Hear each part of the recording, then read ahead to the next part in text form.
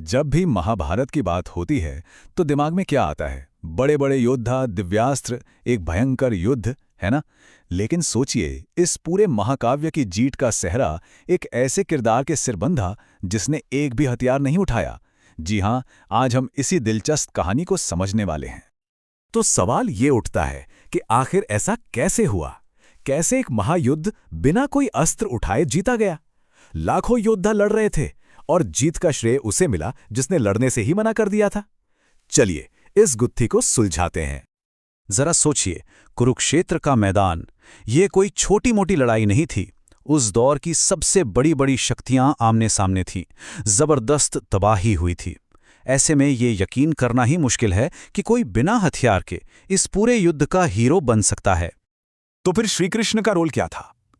उन्होंने खुद दो भूमिकाएं चुनी, पर दोनों ही नॉन कॉम्बैट। वो बने अर्जुन के सारथी और पूरी पांडव सेना के गाइड। मतलब लड़ना नहीं, सिर्फ रास्ता दिखाना। और यहीं पर पूरा खेल बदल जाता है। देखिए, एक योद्धा लड़ता है अपने हथियारों के दम पर, है ना? लेकिन एक गाइड, एक मेंटर, वो दिशा दिखाता है अपनी समझ और सूझबूझ से। श्री कृष्ण ने यही दूसरा रास्ता चुना। उन्होंने साबित किया कि असली ताकत हथियार उठाने में नहीं, बल्कि सही वक्त पर सही रास्ता दिखाने में है। अब आते हैं कुरुक्षेत्र के उस सबसे क्रूशियल मोमेंट पर। युद्ध शुरू होने ही वाला था और तभी कुछ ऐसा हुआ कि पांडवों की जीत की उम्मीद लगभग खत्म हो गई। क्यों? क्योंकि उनका सबसे बड़ा वॉरियर, उनका तुरुप का इक्का ही लड़ने से पीछे हट रहा था। सोचिए अर्जुन की हालत। सामने कौन थे?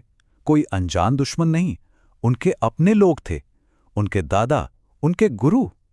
उन्हें देखकर अर्जुन का दिल बैठ गया। वो इतने टूट गए कि उन्होंने अपने हथियार, अपना गांडीव नीचे रख दिया। बस यहीं पर यह लड़ाई शुरू होने से पहले ही खत्म हो सकती थी। और ठीक उसी पल श्री कृष्ण ने वो बात कही जिसे आज दुनिया गीता के ज्ञान के रूप में जानती है। उन्होंने अर्जुन के मन का भ्रम तोड़ा, उन्हें उनके कर्तव्य, उनके धर्म की याद दिलाई। यह सिर्फ कोई लेक्चर नहीं था, ये उस युद्ध की पहली और शायद सबसे बड़ी स्ट्रेटेजिक विक्ट्री थी। एक बार जब अर्जुन दिमागी तौर पर तैयार हो गए, तब श्री कृष्ण का असली रूप सामने आया, एक मास्टर स्ट्रैटेजिस्ट का। उनकी हर एक चाल, हर एक योजना पांडवों की जीत की सीढ़ी बनती गई। तो श्री कृष्ण ने युद्ध में कितने हथियार इस्तेमाल किए? जवाब है 0, एक भी नहीं। उन्होंने अपनी कसम नहीं तोड़ी। लेकिन इसके बावजूद पांडवों की जीत का पूरा दारोमदार सिर्फ और सिर्फ उनकी स्ट्रैटेजी पर था। इससे बड़ा सबूत और क्या हो सकता है कि असली पावर हथियारों में नहीं होती। तो आखिर क्या थी उनकी स्ट्रैटेजी? 3 चीजें थी इसकी नींव। पहली, तेज दिमाग। दूसरी, सही पॉलिसी। और तीसरी, इन सब के ऊपर करुणा, यानी कंपैशन। उनका मकसद सिर्फ एक साइड को जिताना नहीं था। उनका असली मकसद था धर्म की स्थापना करना। मतलब एक ऐसा सिस्टम बनाना जो सही हो, जो न्याय पर आधारित हो। तो इस पूरी कहानी से हमें क्या सीख मिलती है? यही कि महाभारत सबसे ताकतवर हथियार की परिभाषा ही बदल देता है।